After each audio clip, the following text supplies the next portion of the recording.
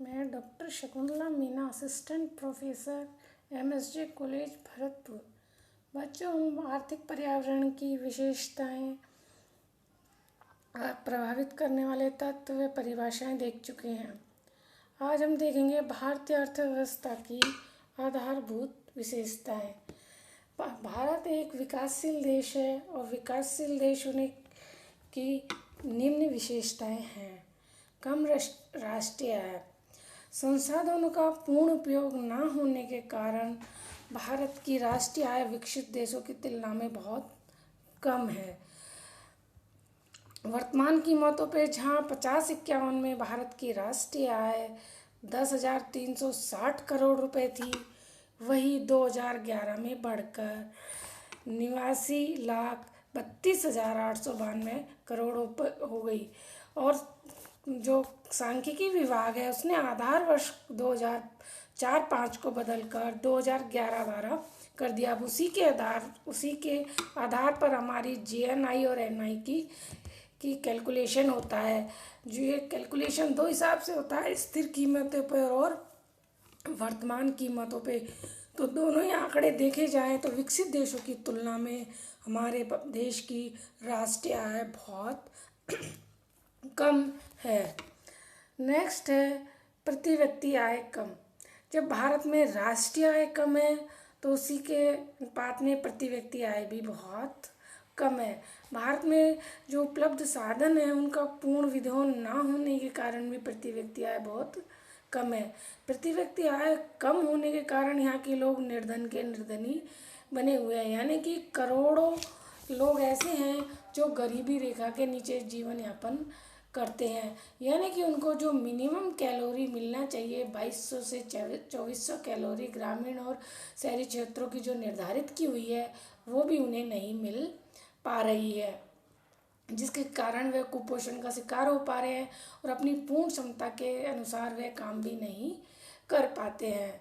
Next है कृषि प्रधानता। भारत एक कृषि प्रधान देश है और यहाँ की अधिकांश जनसंख्या छोटे छोटे गांवों में रहती है और कृषि पर ही आधारित है और कृषि पर ही उनका जीवन डिपेंड करता है। वे कृषि में ही काम कर कर अपनी जीवन यापिका करते हैं। यानी कि भारत के जीडीपी में कृषि उत्पादों का विशेष योगदान है। जीडीपी में भारत की जीडीपी में कृषि उत्पादों का 18 से 19% के बीच योगदान है। जो 2011 में भारत का कुल रोजगार में 48.9 कृषि और संबंध क्षेत्रों में कार्यरत लोग थे, जिनको इस क्षेत्र में ही काम मिला था। अब कृषि से जो आय होती है उसमें हम फसलें, पशुधन, मत्स्य पालन, ये सभी को ही शामिल करते हैं और इसके आंकड़े केंद्रीय सांख्यिकी कार्यालय द्वारा प्रकाशित किए जाते हैं।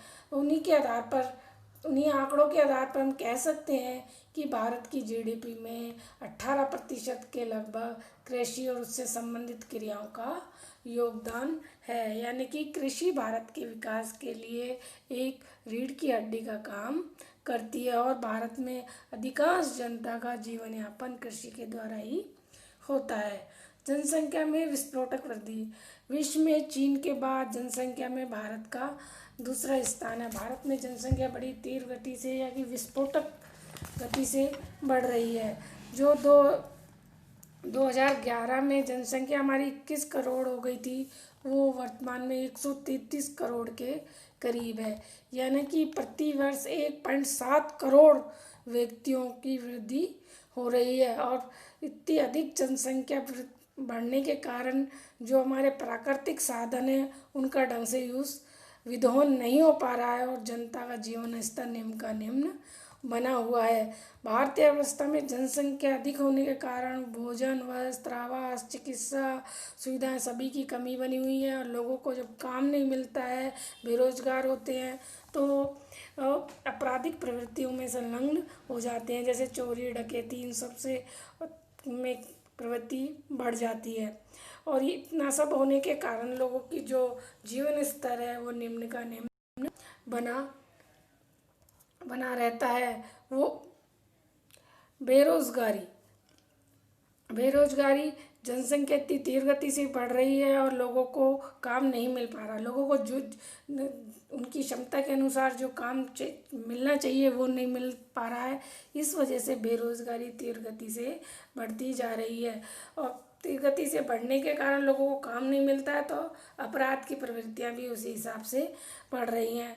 तो लोगों को चाहिए कि वो लघु, सूक्ष्म और मध्यम उद्योगों को बढ़ावा दें। सरकार इनके लिए लोन की सुविधा दें, जिससे देश के विकास को गति मिल सके और देश तीव्र गति से विकास कर सके।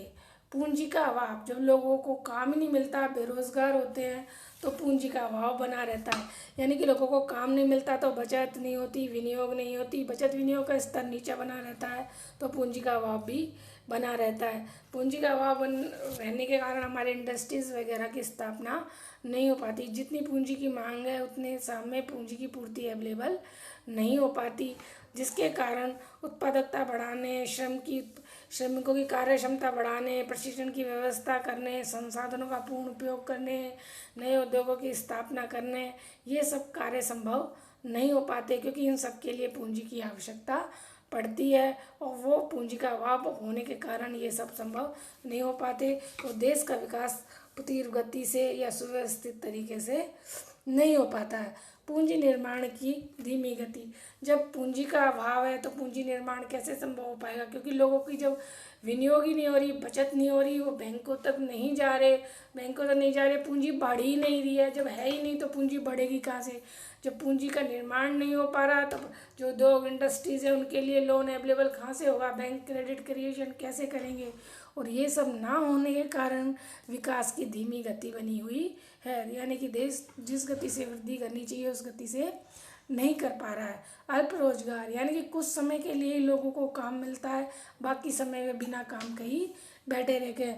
भारत में कृषि पर ज़्यादातर लोग बाग डिपेंड है और कृषि में मौसमी बेरोजगारी, छिपी बेरोजगारी, गुप्त बेरोजगारी ये बहुत देखने को मिलती है। यानी कि एक खेत में 10 लोग लगे हुए हैं जबकि 2 लोगों से भी काम चल सकता है। यानी कि कृषि में जो श्रम की सीमांत उत्पादकता है वो शून्य है, नगण्य या नेगेटिव भी है, जिसके कारण अदृश्य छिपी बेरोजगारी बढ़ती जा रही है। और कम लोग भी उसमें काम चला सकते हैं, लेकिन उसमें ज़्यादा लोग लगे रहते हैं, क्योंकि बेरोजगारी इस हद तक बढ़ी हुई है कि लोगों के पास काम नहीं है, इसीलिए वे कृषि में ही काम करने में लगे रहते हैं। इन सब होने के कारण जो हमारे यहाँ निर्धनता का कुचक्र है वो लगातार घूमता रहता है और हम उसको तोड़ नहीं पा रहे हैं। जब हम निर्धनता के चक्र को तोड़ पाएंगे तभी हम तीव्र गति से विकास कर पाएंगे। यानी कि लोगों के पास पैसा होगा, उनको स्वास्थ्य ठीक होगा, लोगों को काम मिलेगा और तभी वह देश का विकास संभव हो पाएगा। आप देखिए कि लोगों की आय निम्न है, लोग निर्धन है। निर्धन होने के कारण वो उचित उपभोग ही नहीं कर पाते। जब पैसा ही नहीं है, इनकम नहीं है, तो उपभोग कहाँ से करेंगे। जब उपभोग नहीं होगा तो बचत कहाँ से होगी, बचत ही नहीं होगी तो वो इन्वेस्टमेंट कैसे करेंगे। जब लोगों के पास पैसा नहीं है तो बैंकों तक उसको जमा कराने कैसे जाएंगे। जब बचत ही नहीं होगी, इन्वेस्टमेंट ही नहीं होगा, इंडस्ट्रीज़ को लोन ही नहीं मिलेगा, तो उत्पादन कैसे संभव होगा। उत्पादन भी कम होगा, उत्पादन कम होगा तो लोगों को इंडस्ट्रीज़ वाले काम ही नहीं देंगे, क्योंकि मांग ही कम है, तो फिर पूर्ति ज़्यादा कैसे करेंगे, वो माल गोदामों में पड़ा रहेगा। इसीलिए बेरोजगारी हो जाती है। अब बेरोजगारी हो जाती है तो वही लोगों को काम नहीं मिलता तो निम्न उत्पादन होता है, निम्न उत्पादन होता है तो लोगों का जीवन नीचा हो जाता है। जब जीवन स्तर शिक्षा विक्षा कुछ भी नहीं ले पा रहे हैं, चिकित्सा सुविधा कुछ भी नहीं मिल रही है, तो आर्थिक विकास की दर ऑटोमेटिक ही नीचे ही रहेगी। जब आर्थिक विकास ही ढंग से नहीं होगा तो पूंजी निर्माण की गति धीमी रहेगी, पूंजी का अभाव रहेगा और इंडस्ट्रीज़ वगैरह नहीं खुल पाएगी और देश जिस गति से विकास करना चाहिए वो नहीं कर पाएगा। अगर देश को सिस्टमेटिक विकास करना है तो हमें जीडीपी प्रति व्यक्ति आय सब में इस तरीके के प्रयास करने होंगे कि ये सब बढ़े और ये निर्धनता के जो चक्र है घुमा हुआ है उसको तोड़ा जा सके और देश तीव्र गति से और सुव्यवस्थित व सही दिशा में विकास कर सके और हम भी विकसित देशों की श्रेणी में